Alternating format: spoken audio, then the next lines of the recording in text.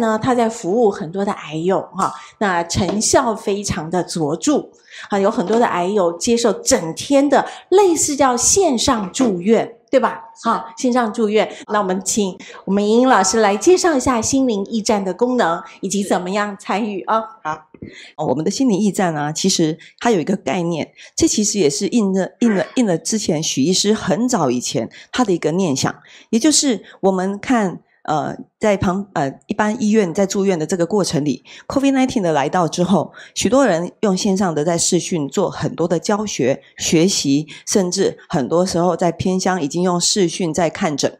好，所以这个发想刚好可以在印证了我们许医师他那时候有希望成就一个赛斯的身心灵的医院，而这个医院呢里面呢就有别于我们传统的医学，来去协助人回到健康，透过身心灵的力量，透过学习来转变，所以心灵驿站因而产生。好，那心灵驿站呢其实现在已经进入第3期了，所以从2月份开始为期2个月，现在已经进入冬季的第3期第1期初创，第2期我们开始介入了学术研究，想要把所有的 database 呢成就成一个可以看到的像科学的力量，像刚才张恩主任在讲的那个赛能力。好，我们是透过用科学实证的方式，透过一些 data 让你很清楚这个东西怎么影响你，那也在印证了赛斯心法对大家的帮助。所以目前心灵驿站在这2期做了一些研究以外，我们也是在冬季这次一样以癌友为主，这3期其实都是以癌症的患者为主。那接下来我们明年度呢会以慢性病。好，那在这一期我们因为已经开跑了，这是第1周，我们还可以再开放人第2周再进来，可以我们还可以开放。那我们还简单讲一下，其实在这里有什么。你们知道医院里面有的就是医师、护理师我们有心理师，然后有瑜伽老师，然后还有健康之道的讲师，还有说说话我们的心灵辅导师，全程在2个月里面浸泡式的陪着你。2个月2个月有点密集，可是人在翻转的时候，大概就是这2个月里面，你认真的泡底来宾，白色的衣服进去没多久拿起来，你可能看你是什么纲嘛拿起来你可能就是那个颜色的那个布料，所以大概是这样的一个想法。当你在这2个月里面好好的在心灵驿站里面好好的去学习，然后从学习里面到转变，这个过程里面会有一群人陪着你，团队的合作。所以我们里面会有许医师团疗才刚过会有参加2次的团疗，我们的战医师都会有医师咨询，我们的心理师我们有3个其中1个是我我们会1对1，每个人都会有4次，然后接下来会有我们的玉琪老师健康之道，他是那个出书的那个怎么说作者，对，作者。好，玉琪老师带着大家看健康之道，很健康嘛，这个名字很直白，就是健康嘛那再是说慧兰老师的说话，告诉你让你很多你能说的你不能说的，我们有，你说不出来没关系，我们有艺术治疗的老师，透过你没有办法讲出来，可是你的作品里面可以说话，可以传递，不管你要怎么样，我们都可以让你去跟自己的内我跟潜意识对话。好，这个过程里面最后呢我们讲护理师，所以在医院里面的成员里面我们全部都有没有很像医院？是啊，就是一个医院。好，那我想在 COVID-19 也是一个很棒的过程，就是让大家距离好像远了，但是又拉近了，因为无远弗届，所以我觉得很棒好，那最后呢我们要请许医师来跟我合唱一首歌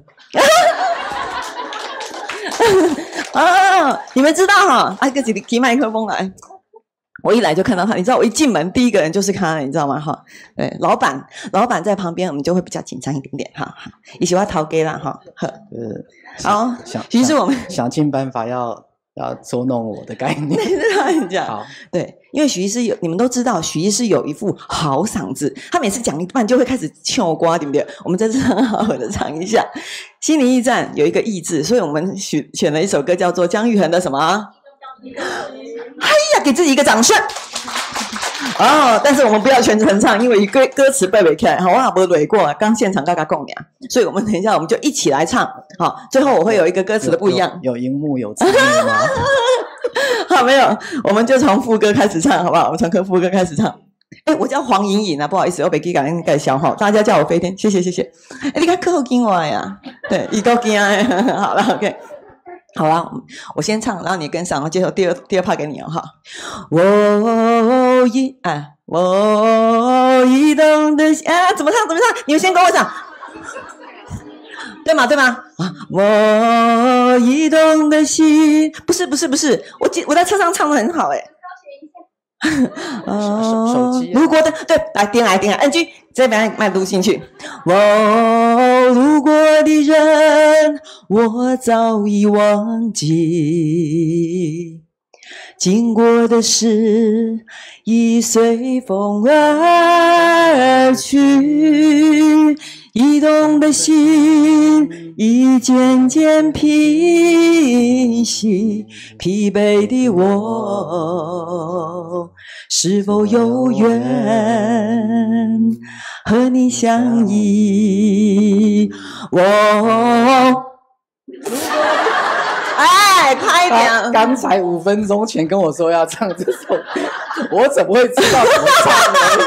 好，那我们一起唱，这样子镜头底下啊，好，我们一起再唱一次哦，因为最后一句我要改一下。好，我路过的人，我早已忘记。看那么多歌手吧，赶快啊！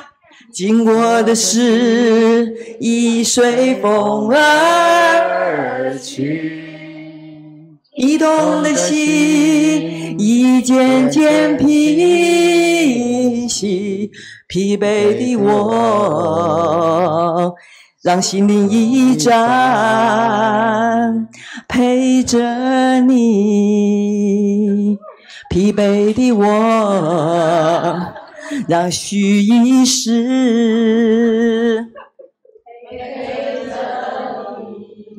给自己一个掌声，谢谢大家。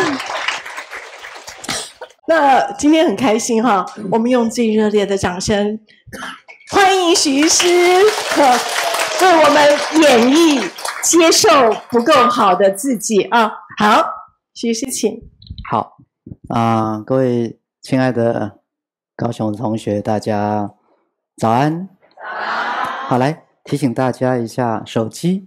好，这个手机麻烦请关静音，或直接放在飞行模式。来，给大家一点时间，因为等一下你的手机响就会打断我们的这个公益讲座。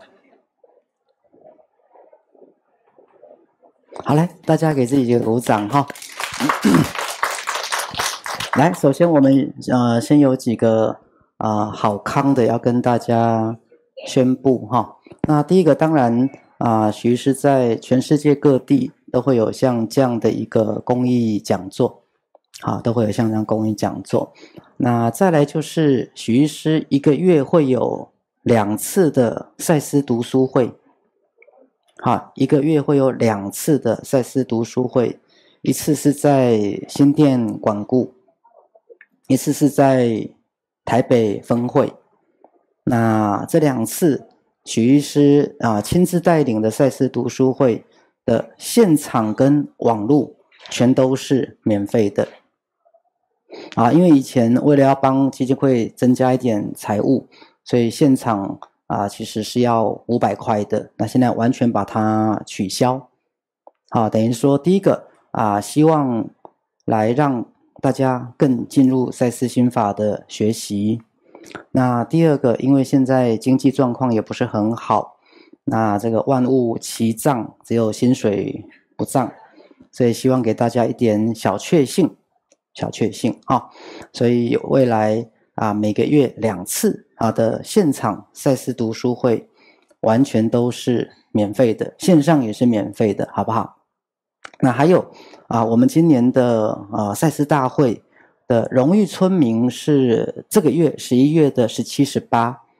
好，想要赞助我们赛斯村活动的，想要参加荣誉村民工作坊的，还可以报名。那再来就是我们11月18、19是我们的赛斯大会。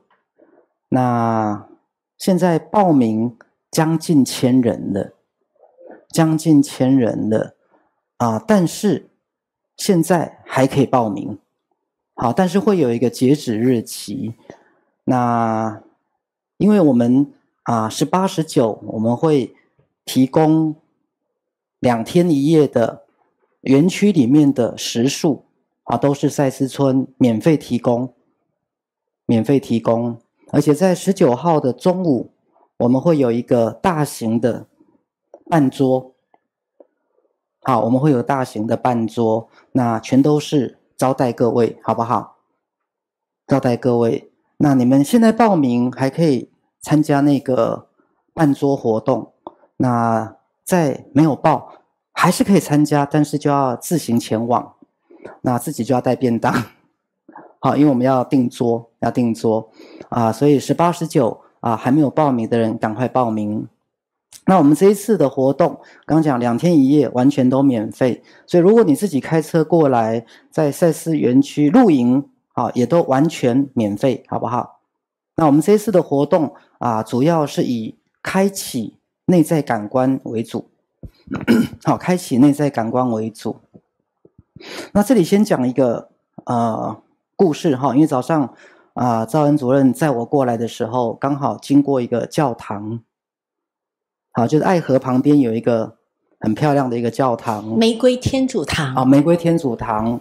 那玫瑰天主堂的外面就有一段圣经上的一段言语，就是我就是真理、道路、生命。若不透过我，没有人能够到父那里去。没有人能够到父那里去。对，就是上帝。如果没有经过我，没有人可以上天堂的概念了哈。好，那其实因为你们学过赛斯心法，今天如果不是从赛斯心法的角度看这一句话，其实你是没有办法理解这句话的。好，甚至以我们东方人的角度来看，这甚至会有点像西方人的一种骄傲自大。凭什么说你就是道路、真理、生命凭什么说我们就不是？各位懂我的比喻哈？凭什么说经过你才可以到天父那边去经过别人就不行？所以某部分一听起来会觉得是骄傲的，是自大的，是自我中心的。好，可是因为那是这句话被误解了。来，简单来讲，这句话的意思，那个我不是自我，那个我也不是耶稣，那个我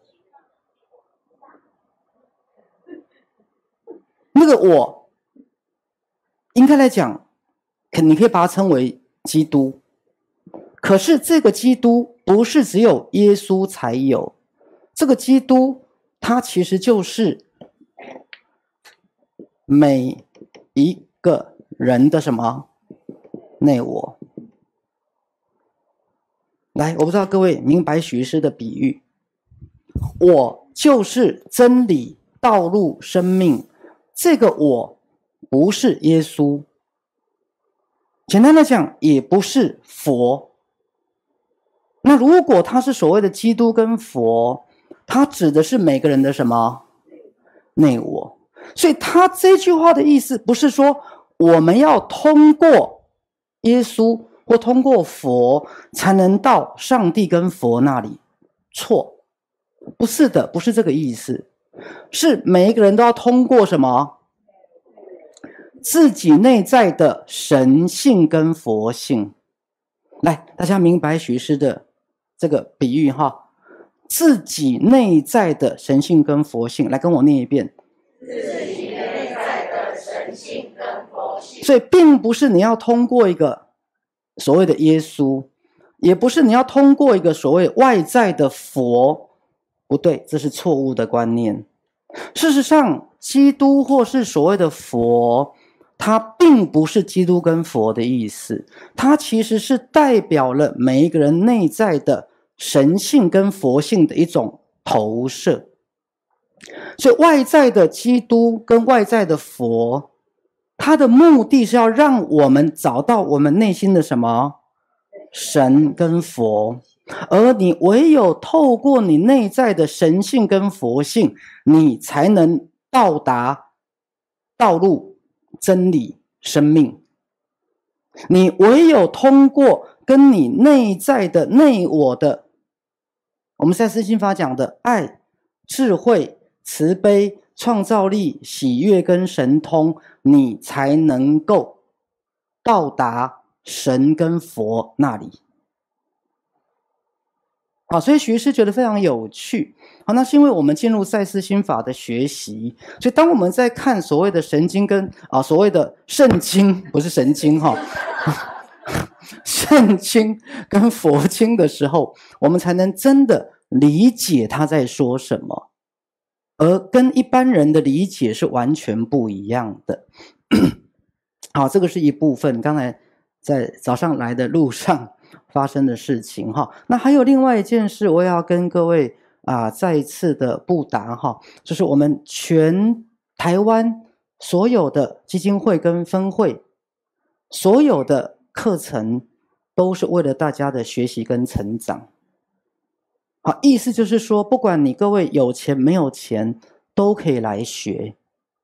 纵使是所谓的收费课程，你们都可以分期付款，你们也都可以到年底再缴，或是你们到了年底真的没有钱，也都可以不缴，就是赖账耍赖的意思。而且没有人会找你催缴，各位明白我的意思？好，因为我们基金会本来就是为了大家的学习跟成长而存在。好，那你们没有缴的话，我们主任的薪水就减一点就好了，也不要减太多啦，这开玩笑的啦。好，所以重要是你们的学习跟成长。那我们昨天在开主任会议的时候，也提到一件事，因为大家会到赛斯村去学习、成长跟疗愈嘛。好，那各位，钱不够没关系，钱不够没有关系，跟赛斯村的主任商量，好不好？商量任何的问题都是以服务各位为主。那像刚才那个心灵驿站，我们的莹莹老师其实莹莹老师各位看她一副很搞笑的样子其实她是越紧张越搞笑，她其实是很紧张，她的个性其实是腼腆内向的，虽然完全看不出来，她的个性是很腼腆内向的。那她其实本身过去是一位护理师，然后也是一位瑜伽跟舞蹈老师，好，然后后来又去念心理研究所，那现在也成为一位心理师。那我们这个心灵驿站是跟大学的研究所合作的一个研究计划。那第1期、第2期、第3期都是针对癌症的患者，好，所以这是癌症患者的第3期了。那下一期我们就要开始做慢性病的研究。那因为这个计划它是有补助的，好，所以你们身边如果有癌症的朋友，欢迎来报名这样的一个活动，好不好？那它同时是一个疗愈，同时是一个支持团体，同时它是一个科学研究。简单来讲，我们赛斯心法的学习，它不会只是一个形而上学的，它将来是要有科学的数据，它将来是要投国际的期刊。所以徐师在那边开玩笑所以未来我的目标是诺贝尔医学奖啦。对，好，对，我们希望透过赛斯心法的学习疗愈，将来可以引起科学界，引起医学界的更大的一个重视，甚至有一天把所有的疾病的身心灵疗愈都纳入正规医疗的一部分。好，但是这是需要努力的，好不好？好，那这是一个部分那另外一部分在座有没有人是台南的娘家，或嫁到台南去，或小时候在台南长大的？好了，有了，但是不多了那有一件事也要跟大家商量讨论因为我们的台南分会从一开始在开山路开山路245号，我们在那边几年了？至少15年。15年。我们台南分会一开始就是在开山路245号，我等于说我们当租客已经租了15年，从8楼后来搬到10楼。那最近房东有意识可能要把房子出售，那等于说我们就要再搬家了，所以基金会也在考虑到底台南分会要收起来还是要继续的经营下去。那后来房东也很感动，我们在推广赛斯心法，那我们把台南分会也整理的像高雄分会一样，这个很整洁干净了哈。那后来基金会就有一个想法希望把它买下来，就像我们高雄分会一样。那后来房东也很感动，他就希望1坪15万卖给我们。他就在中西区，在那个师院附小的旁边，正旁边，对，延平郡王祠的那个附近。对，其实搭高铁，然后坐接驳很方便，离火车站大概1公里。因为我对台南不太熟，以前只是对台南的沙卡利巴啦、棺材板啦、台南的鳝鱼面比较熟哈，对台南的什么路什么路比较不熟。那所以房东但是那个地方有100多坪，好，所以基金会就想要买下来。那后来我们就想号召以台南的学员为主。我们希望号召100个人，好，每一个人如果愿意来成为这个赞助者，好，一个人赞助15万，我们希望来号召台南的学员为主100个人，然后希望把它买下来。那为什么要这样做呢？因为现在基金会的财务比较，因为我们赛斯村包括我们的赛斯讲堂也正在动工，我们的 BOT 大概还要在1个亿左右，1.2亿左右。好，那基金会也目前的各种硬体软体的建设都如火如荼的在进行，所以台南的部分徐师后来就想发起这样一个活动。那目前已经有4位同学来参与了。好，来，那你没有准备那个大支票要不要还来不及拿个示意图好不好？我们在后面再 P 一下图。来，请主任来代表一下。主任上来啊。对，4位，第一个徐师第1位。好，我个人捐15万，要给台南作为永久的会所。怎么示意？这一张就是15万的支票啊。好，因为主办单位来不及准备那张大支票，所以我们鼓掌一下。好尴尬。来，照相为证。OK。好，15万，这就是15万的支票哈。好，来，谢谢。那另外一位是我们基金会的财务长。好，因为他是掌控所有基金会财务。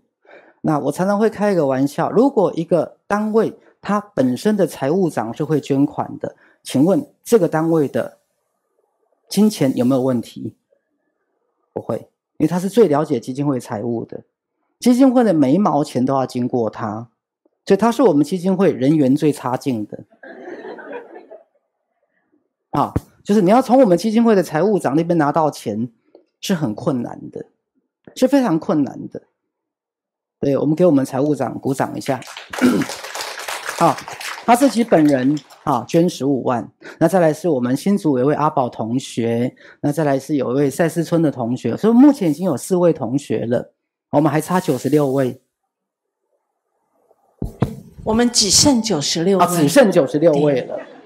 好，那因为简单来讲，徐医师也不想要偏心了哈。那因为我们高雄有这么好的场地，那台南我们在那边也发展了将近20年了。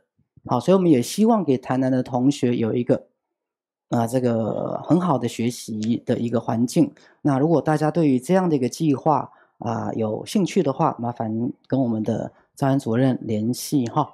那这2天招安主任心中也忐忑不安因为招安主任最早是台南分会的副主任，他也很有心，一方面又很想退休，一方面又想回去协助台南发光发热啊，所以这2天他也非常的忐忑不安了哈。OK， 好来，我们可以建议是吧？对。就是说，因为10万，我如果用全台湾的所有的会员都能够捐款小额募款。我小额募款当然小额募款 OK 啦，对啊，但是我这次1000-2000我希望主要是以台南的同学，那小额募款当然 OK。各位，如果你要小额捐款，你就直接注明5110块也可以。对，这样对，虽然那个捐款收据可能本身就要1-2块，但是10块就是我们也接受，好不好？说不定这样众志成城会更快。没有问题，没有问题哈。那各位想响应这个计划的10块、20块我们都没有问题，好不好？因为本来基金会这个15万可以分期付款。当然也可以啊，当然可以。对，好，因为钱最重要，分期不重要。对，好，那我们给这个计划鼓掌一下哈。好，来，其实每次到高雄来哈，那看到招恩主任定的题目徐师都会觉得还蛮开心的哈。那为什么开心呢？因为我觉得这样的一个题目都会给我很深的一个感动，很深的感动。那大家知道许医师的专业，第一个是家庭医学科的专科医师嘛，那第二个专业就是精神科专科医师。好，所以在面对这样的一个题目哈，接受不够好的自己其实说实话非常的感触良多。那为什么感触良多呢？因为其实所有的心理治疗的本质都是让我们去觉察到底我们的内心隐藏着多少的自己不敢面对的部分，包含我们从小到大我们的缺点，我们的不够好，我们的黑暗面。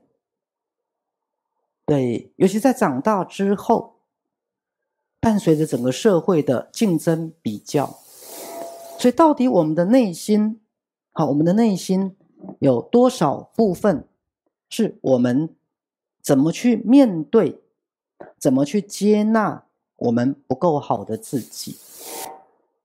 对，来，兆恩来讲一下比如说你自己怎么面对这个题目。我经常我是怕太靠近会是来你怎么面对这些东西？怎么面对？当然刚开始一定是很害怕去揭露自己内心很多觉得自己自卑的不够好的部分。那早年的话呢，所以我们从小就自卑对，我们从小怎么可能不自卑呢？就每个人都有自卑。对，好，那后来呢，接触赛斯心法之前是拼命掩饰、隐藏然后努力表现。那接触之后呢，也一样，因为习性嘛。刚开始一面接触赛斯心法，然后知道了这些，可是人还是有习性的。但是呢，在许医师的带领之下我们得要不断的去面对自己嘛。那隐藏就会被他抓出来，隐藏那干脆就自己打开好了。好，后来就慢慢的就是敢揭露自己那个很糟糕的、做不好的、比不上别人的。那为什么许医师老要我讲这个不够好因为我的天性就是非常爱竞争比较，然后羡慕嫉妒恨。那为什么呢？我童年爸爸妈妈，我爸爸我们家娘家都是基督徒，他们绝对不会看直播。所以非常安心。爱怎么讲就怎么讲。我爸爸妈妈从我们很小的时候，因为只生了哥哥一个男生嘛，又重男轻女。那我小时候，我是家里排行长女，就是哥哥下面就是我。好，那所有家事我都得做。可是呢，我心中充满对我哥哥的嫉妒跟怨恨。有一天，我在沙发上放了一根针。我哥哥坐下去的时候，一拍那根针就插在他的手掌心。哇，最毒妇人心。对，在沙发上放一根针，对，然后我哥哥就插在手掌心的时候，那一刻其实我心中暗爽。你怎么只放一根呢？你应该放个7、8根才对。好了好了，就那一根啊哈、哦然后呢，那根针可能会顺着那个手掌心会到心脏嘛，我哥哥就会居掉，对不对？对，好，哎，我发现那个时候我有一份爽快的感觉，终于除掉了这个这个挡在我人生的路途上的障碍啊。那这是我童年很深刻的印象，所以后来认识赛斯心法之后，再开始去探索，诶，为什么我会这样？啊，那经过这么多年，在基金会里要面对那么多的人事物，你怎能不面对？好，后来我就我记得许医师那时候我来接高雄分会的时候，7年前，我说许医师问我说你最怕什么？我说我好害怕自己做不好。许医师就说我最怕你不接受你自己做不好。其实这句话对我来讲就是一个救命的稻草。从那一天开始，我开始慢慢的接纳自己，一点一滴的接纳自己。那当然赛斯心法有非常非常多关于我们怎么有价值的观点跟信念，那这也是长期泡在赛斯心法里面我自己个人生命的收获。所以我现在可以跟大家很坦然的跟大家分享我曾经暗杀我哥哥的那个过程啊，以及到现在啊，我觉得我是一个很棒的人。对啊，坦白说，这个自我肯定也是最近这几年越来越能够爱上我自己。所以为什么其实定这个题目，我每次定这个题目都不是为大家定的，都是为我自己。对，我很喜欢听许医师从一个不同的观点里去谈每个题目。我记得在7年内啊，我定的我最喜欢的一个题目就是有人打你的右脸，你的左脸给他打。大家知道吗？在个人实相本质里面，这是圣经里面的话，可是赛斯的观点跟圣经解读的完全不一样。好，那我记得那是我定过我自己个人最喜欢的啊。那一场的演讲，许医师也叫我讲我的自卑，我仿佛时光重现。我还记得那天我穿什么衣服，对，好，所以这是一个生命很重要的旅程啊。好，那也欢迎大家，如果你愿意的话，跟着我们一起，我们来探索自己的内在，从一个很邪恶、很毒的、很毒的妇人，他是怎么慢慢的翻转成一个自我接纳的人。好，欢迎大家。好，我们谢谢大安主任哈。所以大家先检查一下你旁边的位置，然后摸一下有没有针哈。好，那我回应一下刚才招恩主任的这一段童年往事哈。那当然，第一个以传统的说法来讲，这当然是不对的。好，你怎么可以把一根针藏在沙发里面，而且可能内在某一个目的是要伤害哥哥或把它除掉，因为可能是武侠小说看多了，觉得针会刺进去，然后跟着这个血液通到心脏，然后就把哥哥给除掉。当然，我第一个讲这个行为不可以，而且不鼓励，好不好？我先讲哈，如果有这样的行为哈，不赞成也不鼓励，而且绝对不要做。但是今天许医师如果要剖析的话，其实我会剖析会这样做的一个孩子本身内在有没有受伤。对，会这样做的一个孩子本身内在有没有受伤。来，2个部分，一个部分是为什么父母的眼中只有哥哥？为什么因为哥哥的存在，好像我就不是父母的小孩？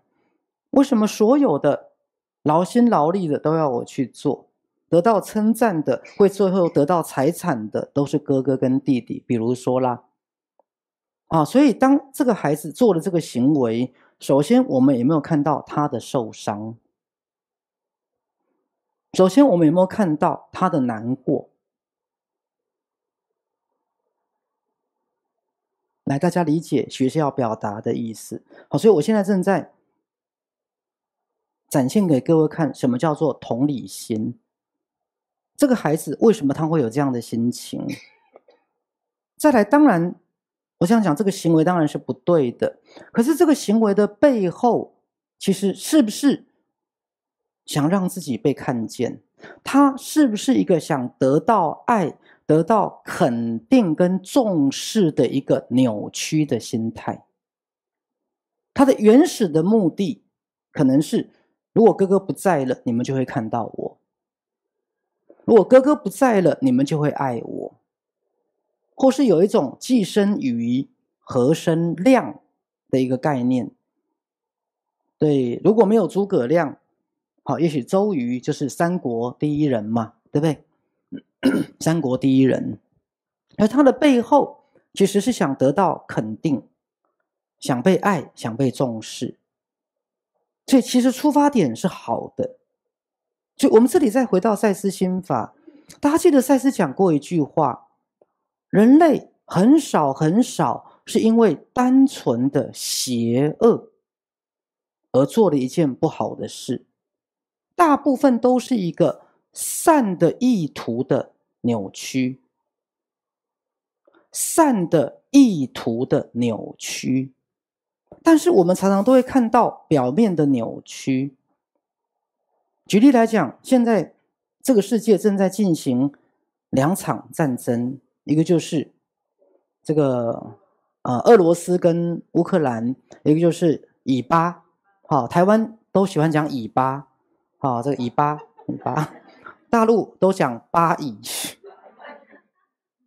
大家就知道偏哪一方了哈。大家知道我的比喻，台湾都讲以巴，因为台湾官方比较偏以色列官方哈，那大陆讲什么？巴以，因为大陆比较偏什么？好，这个巴勒斯坦。好，当然这次巴勒斯坦的行为是不对的，人家在好好开一个音乐节，你冲进去绑架，然后杀人，当然是不对的。可是对于巴勒斯坦来讲，他为什么要这样做？因为在之前已经有上百、上千、上万个巴勒斯坦人，他们其实是痛苦的，是被欺负的，甚至是被杀害的。各位懂我意思？所以一个人类为什么要加诸痛苦在其他的人类身上？其原始的本质是，当你痛了，你就知道我的痛。各位听懂我的意思？当你痛了，你才能知道我的痛。各位，我如果不让你痛，你怎么知道我是痛的？来，这里先讲一个笑话。好，有时候有一些妈妈会来看学士的门诊，说孩子有时候会有攻击性行为啦，会打妈妈或咬妈妈啦。我就跟妈妈说，你就咬回去呀，你就咬回去呀。他说我是妈妈，我怎么可以咬回去？我说你咬回去，但是不要咬太用力，有齿痕，但不要留下疤痕。咬到让他痛，但是不要让他受伤，他才知道原来他咬你，你也会什么？你咬我，我会痛；我咬你，你就不痛，要修。各位听懂了吗？你要让孩子知道，对，你要让孩子知道，他这样咬你，妈妈是会痛的。你可以让孩子痛，但是不要让他受伤，也不要让他流血，因为这就是家庭暴力了。好，违反了儿童保护法。但是你要让孩子知道，原来你加诸在我身上的我不喜欢，所以我用你加诸在我身上的回到你身上，请问你喜欢吗？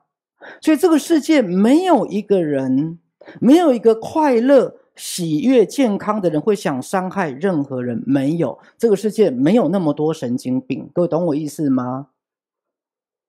所以一个人为什么会去做伤害别人的事，其实他只是想让你知道，原来你伤害了我。那我为什么要让你知道原来你伤害了我？是因为我想告诉你，你可不可以不要再伤害我了？所以如果我们去用心理或心灵的角度去看以色列跟巴勒斯坦，他们为什么不断的互相伤害？其实他就在讲一句话：可不可以你不要伤害我？但是他们用的手段是什么？以牙还牙，跟我来伤害你，希望你不要伤害我。那你被我伤害了，你就不想被我伤害，那么你希望我不要伤害你的理由是什么？来伤害我，所以这句互相伤害就是这样来的，叫互相伤害。大家明白我在说什么吗？其实背后很简单，就是我想透过伤害你来让你知道我的痛苦，以便你不要伤害我。可是后来人类的手段就变成彼此伤害。来，我不知道大家理解徐师要讲，其实背后本来是一个什么善意，人背后其实都是一个善意，那后来都变成扭曲的意图。那同样的一个概念，我们回到今天的主题，来，不够好的自己。简单来讲，各位你回想一下，从小到大我们有多少不够好的自己？从小时候的功课不够好，从小时候我们的家境不够好，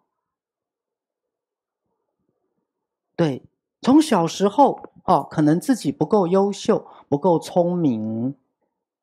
从小时候可能我们的父母比不上人家的父母，但慢慢长大之后，整个社会充满了竞争比较。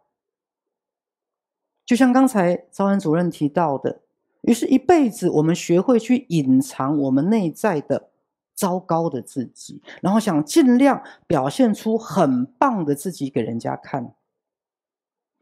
可是在我们内心深处，也许我们都一直隐藏着一个觉得自己不够好的自己，觉得自己比不上别人。于是在我们一辈子的过程当中，这个东西一直在我们的内心在作用着。好，徐师再回到赛斯心法的一个有趣的概念。来，赛斯心法的身心灵健康三大定律还记得吗？来，第一个，身体天生是什么？健康的。第二，身体有伟大的什么？自我疗愈力。第三个，身体是心灵的一面什么？镜子。来，所以各位，徐师再从这里先再拉到健康。一个在内心常常觉得自己不好的人，各位，身体是心灵的一面镜子。当你在内心常常觉得自己是不好，来，请问你的身体有没有收到你的意识心的信念？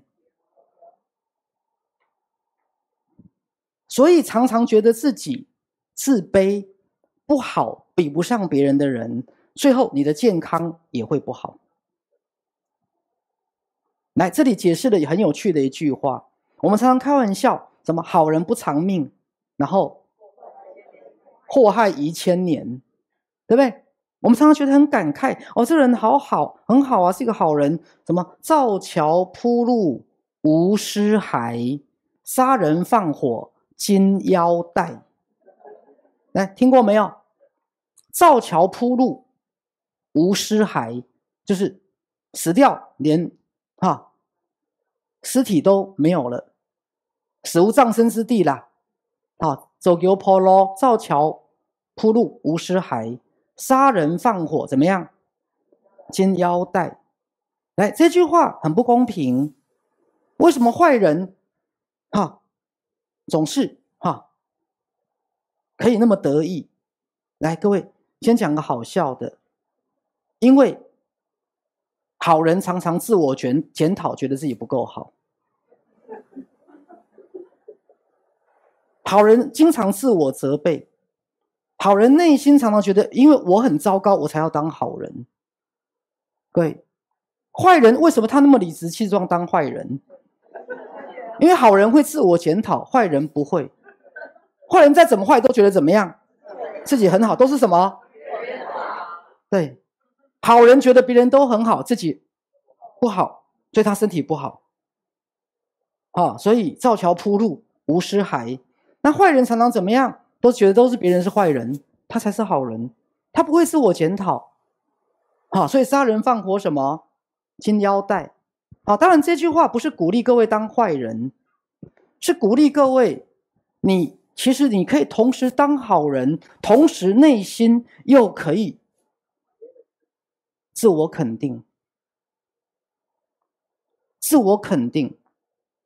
好，比如说像小朋友好了，好，你们一直以为聪明的小朋友将来会成功，不是，是对自己有自信心的小朋友。对，好，来，所以徐师在讲，从小到大，我们的社会、我们的家庭，包含我们的华人的文化，各位，华人的文化是非常倾向于让大家觉得自己不够好。各位，华人的文化大部分是这样，甚至在我们的父母亲那一辈，他其实很爱小孩，也许也很以孩子为荣，可是他同时也很害怕你觉得自己很好，所以不管怎么样，他就是要批评你，不管怎么样，他就要让你觉得你很糟糕，因为他觉得你这样才会进步。各位理解我的意思？他总是用批评的，对，这是比前我们的文化。但是各位，你到了这个时代，你还觉得这样是对的吗？你拼命的指责一个人，批评一个人不够好，其目的是希望他更好。你觉得现在年轻人还吃这一套吗？不管用了，不管用了。好，可是在我们的文化里面，这个东西还是存在着的。于是我们试着好像努力想要表现得很好，可是内心呢，我们一辈子可能都觉得自己不够好，来，是吧？我们可能一辈子到死之前都觉得自己不够好，那有太多的内在与外在的不够好了，不够成功，不够有钱，不够有名，不够有地位。是啊，好像许医师就不够高。对，是啊，我们可能一辈子一直被这样的一个概念所折磨。好，所以今天这个题目它不是只是一个题目。刚才有个同学提到，赛斯心法是一辈子的修行，你如何真的回来面对自己的内在。好，这部分我们等一下再谈。那回应一下，为什么徐师那么喜欢赛斯心法？来，其中有一句话，各位仔细听。赛斯讲了一句话，让我觉得很感动，也让我知道赛斯心法虽然我很少用这个角度去形容它，这么的慈悲。来，我说的是真正的慈悲，而不是宗教的高高在上的假慈悲。一方面说你有业障，一方面很慈悲。各位，对不起，我不接受这种慈悲。对，一方面说你罪孽深重，一方面很慈悲。对不起，我不接受这种慈悲。赛斯心法的慈悲是什么？赛斯在个人与群体事件的本质讲过一句话，他说你们人类从以前到现在从来没有建立过一个真正的自我的哲学，而配得上你们心灵的伟大。人类到目前为止从来没有建立一个自我的哲学，配得上我们心灵的伟大。各位，意思是说，在座你们每一个人对自己的看法都没有配得上我们真正心灵的伟大。意思是我们来地球轮回的这个过程当中，我们的哲学、我们的宗教、我们的科学、我们的心理学、我们的医学，其实都没有真的配得上我们心灵真正的伟大。各位，意思是说，你对你自己的认识其实是瞎子摸象，其实是以管窥天，其实是以偏概全。人类从来没有建立过一个真正的哲学，让我们认识我们本质的伟大，没有。所以骨子里，目前人类对自己的看法都是在贬低自己存在的本质。来，再次讲这个东西，让我觉得很心痛，同时让我觉得赛斯心法真的很慈悲。来，我举个例子，赛斯提到我们的科学，我们的科学讲大爆炸，我们的科学讲原子分子意外的碰撞，最后形成了天地宇宙万物。我们的科学告诉我们，宇宙来自偶然的创造，而人类为什么会存在？各位，就是意外碰撞。再来，鱼类、两栖类、爬虫类、哺乳类、鸟类，演化透过什么过程？长颈鹿的物竞天择，适者生存。所以首先我们的本质来自宇宙无意义的碰撞，其次我们今天的存在是透过生存竞争，是透过物竞天择。来，学师以赛斯心法开一个玩笑，赛斯会说，好样的啊，你们人类怎么有可能把自己贬低到这个地位，真是让我叹为观止啊。各位明白学师引用赛斯的角度，赛斯会这样说，你们人类真是有伟大的创造力，创造出这样的一种哲学跟科学观，然后最后竟然是把你们人类贬低到这样的一个状态，你们人类真是好样的啊。来，懂我在说什么吗？人类好棒棒，鼓掌一下。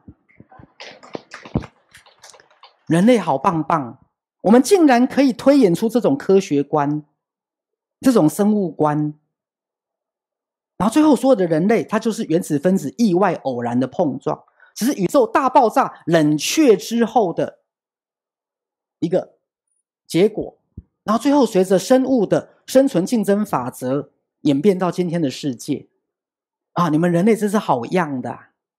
各位来，我讲句实话，既然这个世界来自偶然意外的碰撞，既然我们都是适者生存不适者淘汰，那我何须在乎别人的死活？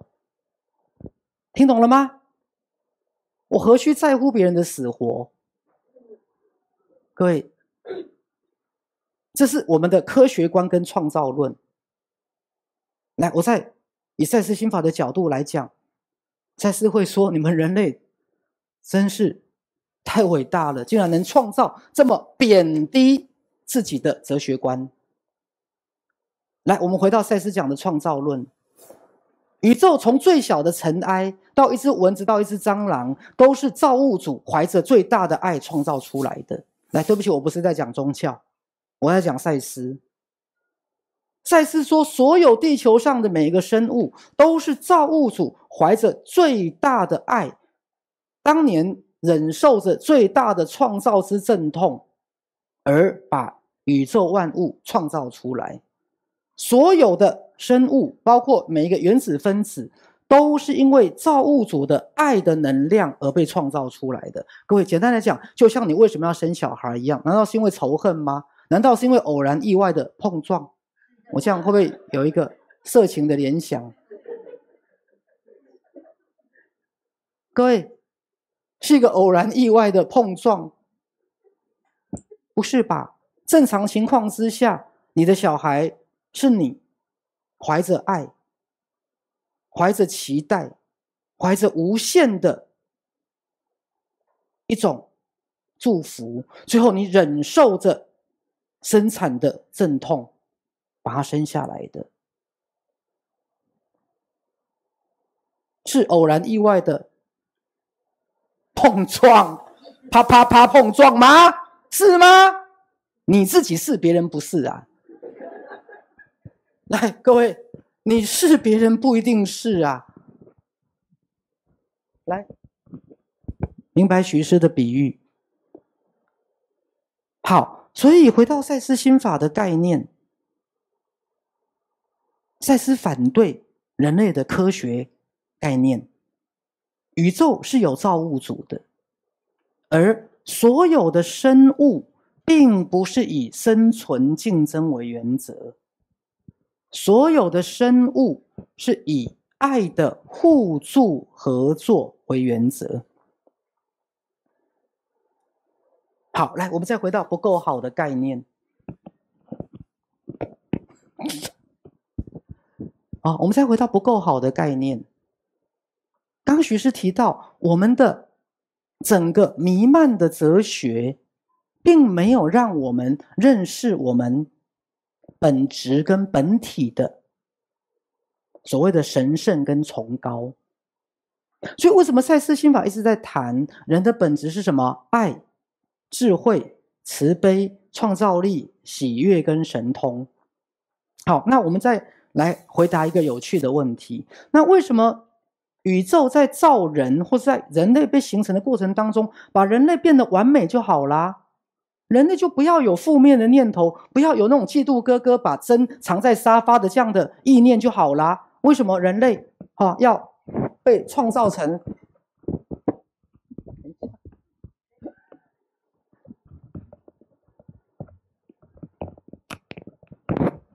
为什么人类要被创造成像今天这样子的状态呢？来，各位，其实要再强调另外一个很重要的概念，因为创造本身包含着自由意志。所以当人类被创造的时候，人类也被赋予了什么？自由意志。来，大家跟我念一遍。自由意志。自由意志就是你可以自卑，你可以觉得自己很烂，你可以觉得自己罪该万死，你可以觉得自己笨得跟猪一样，你可以觉得自己什么都不如别人。来，听懂了吗？因为自由意志也是宇宙赋予人类的最珍贵的礼物。各位，简单来讲，就像你的孩子长大了，你能规定他娶谁嫁谁吗？你的孩子要从事什么行业，你能规定吗？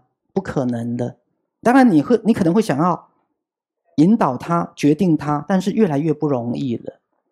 来，这就是另外一个最重要的问题，因为人类被赋予了什么？自由意志。那自由意志包含了什么？包含了你觉得自己笨，你觉得自己罪该万死。来，各位跟我念一遍，我觉得自己罪该万死。大声念啊！因为我要恭喜你，因为你有权利这么想。我不赞成你觉得自己罪该万死，可是我誓死捍卫你有权利觉得自己罪该万死，懂了没有？这就是自由意志的意思。我不要你觉得自己很糟糕，可是我誓死捍卫你可以觉得自己很糟糕，而且可以从出生到死亡一辈子都觉得自己很糟糕，因为这是你的权利。这就是什么？自由意志。来，我们给自由意志鼓掌一下。来，明白了吗？我不赞成你自卑，可是我绝对捍卫你有自卑一辈子的权利。万天万地万老杯。各位，我不喜欢你一辈子都在抱怨，可是我誓死捍卫你可以一辈子都活在抱怨中，因为这是什么？因为人类被给了自由意志，我们才能学习跟成长。这样明白了吗？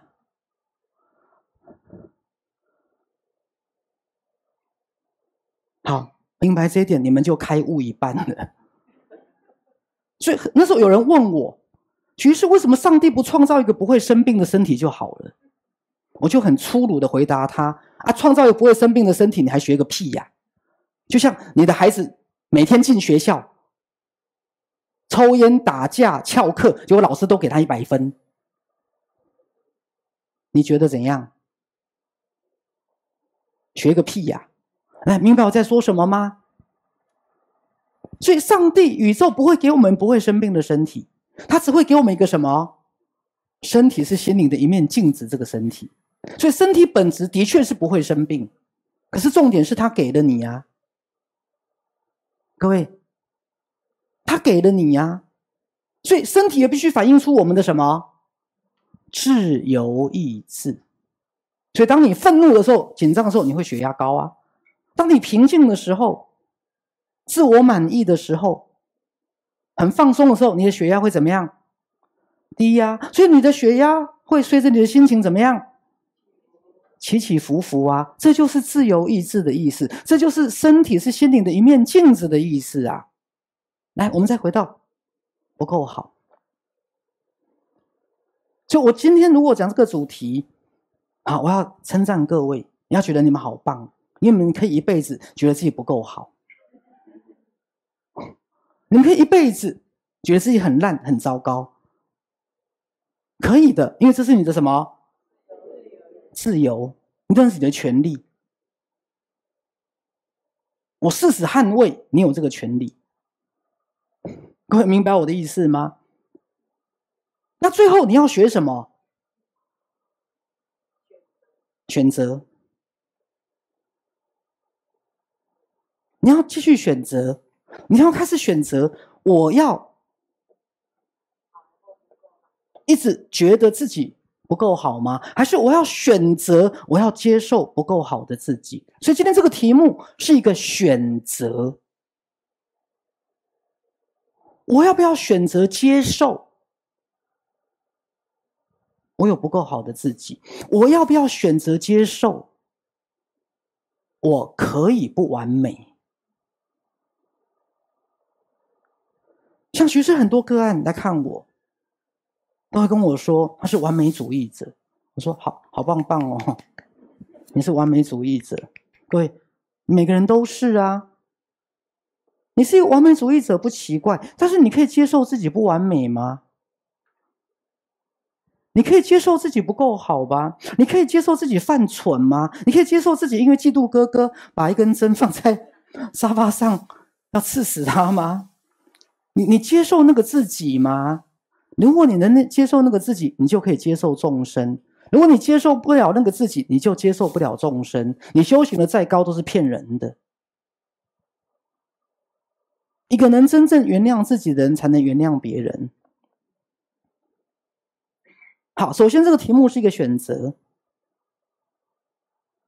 各位，你要怎么选择？来，学师刚讲，每个人都有一个脑袋，脑袋是很好用的东西，脑袋是很好用的东西。你要做什么选择？第一个，来，第二个，从小到大，我们是怎么的开始觉得自己不够好？来，学师提出一个叛逆的言论。是你不够好，还是让你觉得不够好的那个人才有问题？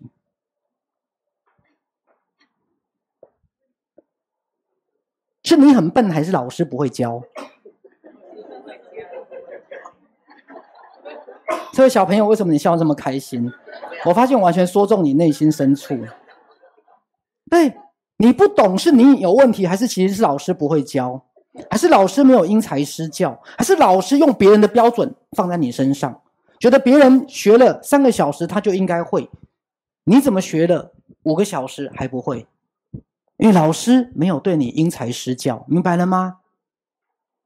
所以当你觉得不够好的时候，是你真的不够好，是让你觉得不够好的那个人的标准有问题，是那个人有病。来，知道我在说什么吗？我们开始去探索，我是怎么觉得自己不够好的？从什么角度来看的？社会标准吗？因为你没有人家成功吗？你没有人家有钱吗？来，我回应一下赛斯心法的慈悲啊，我再从慈悲的角度谈起。赛斯讲过一段话，让我觉得很感动。他说：“你们不要去看到佛陀、耶稣多完美、多棒、多普度众生。”他说：“你们要知道，在佛陀跟耶稣在成为佛陀跟耶稣之前，也不知道轮回过几百世。在他轮回过几百世的时候，搞不好比我们还烂啊！各位，你之所以今天是这个鸟样子，是因为你还在过程中。你不能看到一只毛毛虫说好丑好丑好丑，因为你不知道它未来它会变蝴蝶。赛斯讲佛陀跟耶稣在成为佛陀跟耶稣的最后一世之前，他在地球上也经过无数次轮回的默默无闻的众生啊。各位，那些众生是谁？就是我们这些烂咖。好啦，这是笑话啦，就是我们呢。我不知道各位明白徐师要说什么。我觉得赛斯这句话很慈悲。在佛陀跟耶稣，甚至爱因斯坦好了，成为爱因斯坦之前，你知道人家轮回过几世吗？你知道人家努力过多久吗？你为什么要用今天的不够好，把自己定十字架呢？我们就只是在过程中，明白了吗？我们就只是在学习，我们使用我们的自由意志。各位，谁说我们在成长过程当中不会迷失？来，各位有学习做蛋糕吧？学习做料理吧。来，请问第一次就成功吗？各位，在一个料理，一个蛋糕，你做成功之前，你会失败过几次？所以赛斯心法的慈悲在于哪里？慈悲在于我们所有人的本质都是宇宙中的最神圣、最完美的。可是在过程当中，我们会不够好，在过程当中我们会迷失，我们甚至可能会黑化。黑化知道哈，就是突然转世为黑人的概念。我们有可能会黑化，我们甚至有可能会堕落，我们甚至有可能会迷失。来，所以各位知道圣经上的撒旦是怎么来的吗？撒旦原来是上帝的大天使，撒旦原来是天使长，天使长，天使的班长的概念啊。后来他黑化了，变成所谓的撒旦。那请问他黑化之后，他的本质是不是天使？还是啊。好，所以真正的慈悲是你有没有用宇宙的本质，有没有用所有人的灵魂的本质来看今天这个你，甚至徐师开个玩笑，来看今天你眼中认为的一个智能障碍的孩子，一个发展迟缓的孩子，这才是真正的慈悲。好，所以刚刚提到什么叫不够好。可是当我们来转世的时候，我们太容易被世俗观念所左右了，所决定了我们，因为你把自己当成了全部的自己，其实不是，你只是你的多重次元人格的这一世，而且这也不是你的第一世，也不是你的唯一一世，你在学习跟成长。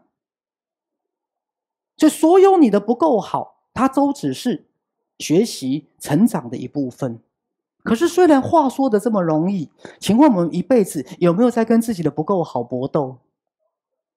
有啊，不然怎么那么多的羡慕嫉妒恨？我们在讲不够好背后的动力是什么？因为你永远有一个驱力，就是所谓的价值完成。你永远会希望自己去迈向一个你心目中更好的自己。可是徐师又在问了，请问你是在成为别人眼中的一个很优秀的你，还是请问你最后是想成为你想成为的自己？来，我举个例子，我记得台湾前几年有非常多人自杀，而且后来媒体去挖掘，发现那些自杀的人都是社会的成功精英，都是成功人士，而且都是精英分子。后来有进一步分析的媒体问，为什么这一群人会自杀？各位，因为很简单，他们达到了社会标准的成功，他们也赢过很多人的，可是最后他不知道他为谁而活，他找不到自己，他成为别人眼中的那个成功人士，可是他不是他自己。来，各位知道我在说什么吗？就你表现得很好，都表现给别人看，你成为父母眼中很成功的你，然后你的整个家族给你鼓鼓掌，最后你发现你一点都不快乐，因为那不是你，那不是你，各位，因为那不是你。那请问那个够好，是真的够好吗？台湾社会很多精英跟成功人士，后来罹患了严重的忧郁症，在别人眼中，他是成功的，他是优秀的，他甚至赢过很多人。那后来他为什么自杀？各位，就是今天徐师要问各位另外一个问题：你认为的好或不好，请问是谁的标准？好，徐师最近有个学员，好，他因为一些债务的问题，好，比如说可能被限制出境啦，或是限高啊，这是可能限制高消费，各位，然后他开始让他的父母对他失望，我就恭喜他，我说心灵成长的一个阶段是让周遭的人都对你失望。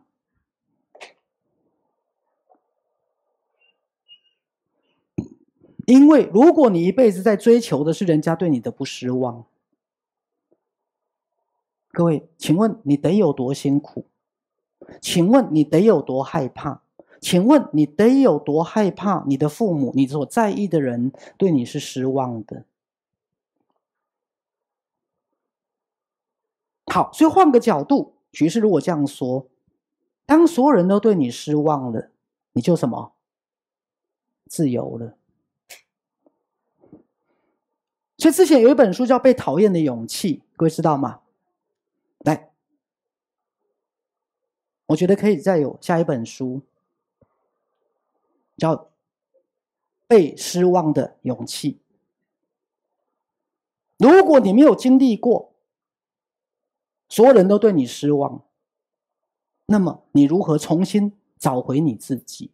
你的那个活着的自己，只不过是为了让别人觉得你很好。来，各位跟我讲一遍，让别人觉得我很好，让别人觉得我很幸福。各位，你够了没有？你够了没有？让别人对我不失望，你够了没有？各位，你要知道，有时候这是付出灵魂做代价的。所以有时候我会跟我的个案鼓励，我说你好棒哦，你看徐师是到40岁之后才有勇气让家人对我失望，我到40岁之后我才有勇气让家人对我失望。在40岁之前我不敢，我都希望表现出人家觉得很棒的我都希望表现出让人家觉得我很好的我，让人家觉得很满意的我。可是我不一定快乐，明白吗？因为那是社会的标准，我没有跟着我的内心，所以徐师透过这个概念来问各位，你的好跟不够好，是听你的内心的，还是在追求所谓的社会标准？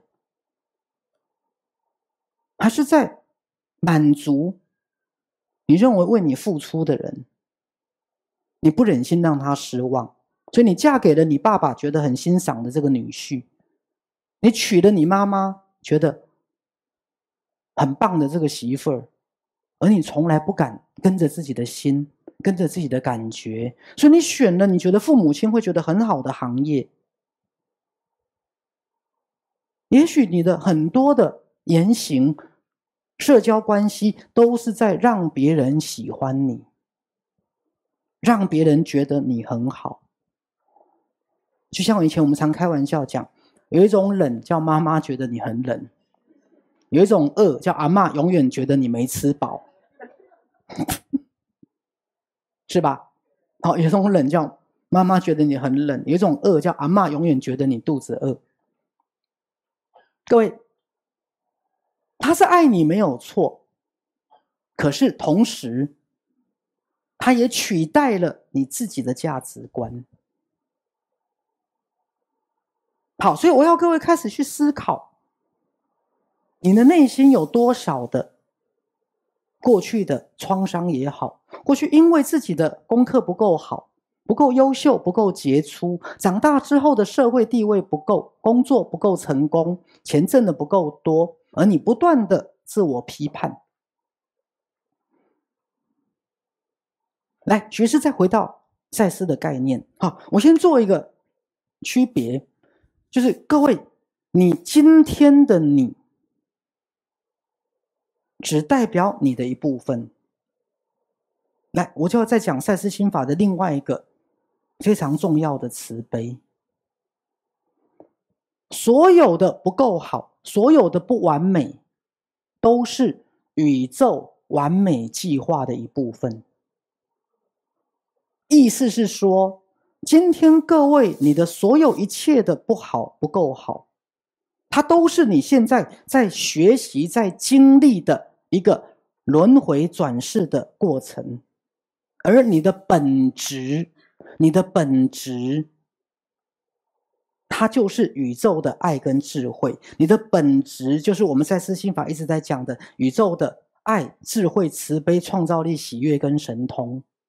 所以所有你们今天认为自己糟糕的地方，都不代表你全部的自己，也不代表你真正的自己，也不代表你的本质。我先做一个区别。所以同时你是你，同时你又是你的本质，你的多重次元人格，你的内在的神性跟佛性来地球体验跟学习的那一个部分。那光是知道这一点，各位你就得到了救赎。光是这一点，你就可以让自己全然的放下。所有的不完美都是宇宙完美计划的一部分，所有的不完美都在宇宙的完美当中得到救赎。来，许是讲的夸张一点，就算你在过去的每一次转世当中的愚蠢、杀人放火、掳人勒索，对不起，这都是学习成长的一部分。这都是学习成长的一部分。就算你今天不断用怎么样的道德标准也好，成功标准也好，好不好的标准、完美标准也好的自我苛责，这也是我们在经历的一部分。但是我跟各位讲，我们刚才不是在讲自由意志吗？各位，你知道自由意志最可贵的地方是什么？你会看到它的结果。你会看到自由意志的结果。最后它会重新产生一个再选择，意思是说你觉得自己很烂，来，比如说有时候这个学员跟我问我一个问题，他说徐师啊，我觉得自己很烂怎么办？我就跟他讲，你可以再觉得自己更烂一点啊。那我觉得自己更烂一点会怎么样？你可以再觉得自己比更烂还要再更烂一点啊。那我们看看会发生什么。那如果发生的那个结果不是你要的，那么你就不要觉得自己那么烂了，你觉得自己普通烂就好了，为什么一定要那么烂？所以各位，这不是我能帮你决定的，你明白吗？所以你问我学生，我觉得自己不够好怎么办？继续啊，你可以再觉得自己更不好啊。那我会怎么样？你会不快乐啊，你会生病啊，你会痛苦啊。那接下来呢？接下来我怎么知道？自己决定啊，这样明白了没有？来，各位，这是宇宙的慈悲。宇宙创造了物质实相的舞台，让我们来轮回，让我们来学习，让我们来成长，让我们来犯错，让我们来觉得自己不够好。各位，这就是自由意志的伟大。那宇宙知不知道这些苦呢？它都知道。可是没有这些苦，你不会知道你如何不要受苦。我告诉你有没有用？你体验才会有用。那为什么你要体验呢？所以我要有肉身，所以我要有眼耳鼻舌身，听懂了吗？我就是用来干嘛？体验的。所以我要来投胎，我要有肉体。哎呦，很痛哎！我要有肉体，我要来感受我快乐或不快乐，以便于我的体验，最后我决定我要继续认为我是一个糟糕的生物。来，我们再回应一下，刚刚讲从科学的角度来讲，人类建构了贬义自己的学说。心理学上来讲，心理学没有学到人类心理的神圣性，心理学把人贬低成脑科学。弗洛伊德的精神分析把人贬低为一堆潜意识的恋父情节、恋母情节的压抑冲动的一个混乱的内心世界。各位就更不要讲宗教了，宗教的本意是要让人真善美，可是宗教的手段不断的告诉你，你有原罪跟业障，你就算这一辈子没有杀人放火，你也有。这样听懂了没有？宗教的本质是为了让人类离苦得乐，可是不知怎地变成让人觉得你的存在是一个错误，你有贪嗔痴慢疑，对，甚至肉体是不洁的。是啊，我们的宗教，我们的医学，然后我们的医学看起来科技医学很发达，可是你医学知识越多，你就每天越在那边神经病。我会不会生病？我要不要去做身体检查？医学没有建立起我们的自我信任，医学没有告诉你身体天生是健康的，医学没有告诉你身体有它的神圣性跟灵性，有没有？因为医学把肉体当成什么？一个会生病的机器。车子老了旧了就是要换轮胎，换避震器，好，所以你要去换人工关节。对，意思是说，整个赛斯心法它要建立的概念是从最根本的哲学、宗教、心理学跟科学，来让各位建立起一个完全不一样的概念。然后回到刚讲，认识我们存在的本质，再从那个存在的本质来看我们今天这个不够好的自己。最后我会说，是我不够好，但是又怎样？可这才是健康的心态，而不是我怎么不够好，我为什么不够好？你他妈你才不够好了，不够好又怎样？是我不够好又怎样？我会进步，我会学习，我会成长，明白了吗？是我接受我可以不够好，是我接受我不完美，是我接受我会犯错，我勇敢的面对它，因为我在学习，我在成长。因为第一个，我的本质本来就是来自宇宙神圣的神性跟佛性。第二个，我的学习跟成长，有一天我也会慢慢的变成宇宙当中的一个利己利人利益众生，甚至成为神跟佛的一部分。我为什么要为今天的不够好而贬低自己？我为什么要为今天的不够好而不原谅自己或责备自己？各位，而这样的一个概念的建立，它是全方位的，包含各位你们的健康、你们的心理，包含你们对心灵的认识，都完全的不一样。来，回到徐师的专业，徐师是个专业的心理治疗师。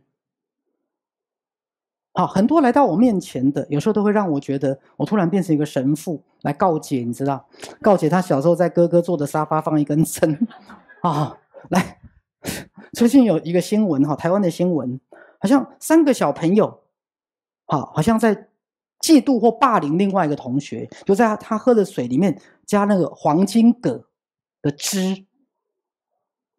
黄金葛就是那个常春藤那个室内植物。好，因为那个汁有毒。最近台湾一个新闻，然后最近徐是有另外一个个案，他儿子要自杀。我说你儿子那怎么自杀？他说儿子上网去买那个海蒙果的那个来自杀。我就说海蒙果怎么会上网买？公园就有了啊！对不对？不是，刚刚这是笑话啊哈。我们应该做的是自杀预防，不是去争论海芒果应该要上网买。我说公园很多就长了一棵树，开白色的小花，然后刚开始是绿色的，后来变红色的，掉在地上长得像芒果一样，有没有？可那是很毒的植物。我就说你儿子怎么会用海芒果自杀呢？海芒果是印度的穷人的妇女被家暴、被强暴，没有社会地位，连钱都买不到毒药，没有钱买农药，他们才用海芒果自杀。这是台湾，你儿子是怎么会用这个 class 都不到，有没有？好了，这是笑话了，我不应该这样。好，我们应该做的是自杀预防跟忧郁的防治啦。因为觉得自己失败嘛，就是很糟糕嘛。对，所以在整个心理治疗过程当中，怎么去自我面对，怎么去走过自己的黑暗面。来，我记得徐医师跟大家讲一个笑话，你能有多黑暗，你就能有多光明。你能多接纳自己的不够好跟不完美，你就能多接纳众生的不够好跟不完美。你能多自我肯定，你就能够去肯定别人。所以一辈子如何让我们去面对自己的不够好，接纳自己的不够好。那我刚刚讲，也许你的不够好从来都不是不够好，它只是缺乏被了解，它只是一个痛苦的扭曲，甚至只是一个善的意图的扭曲。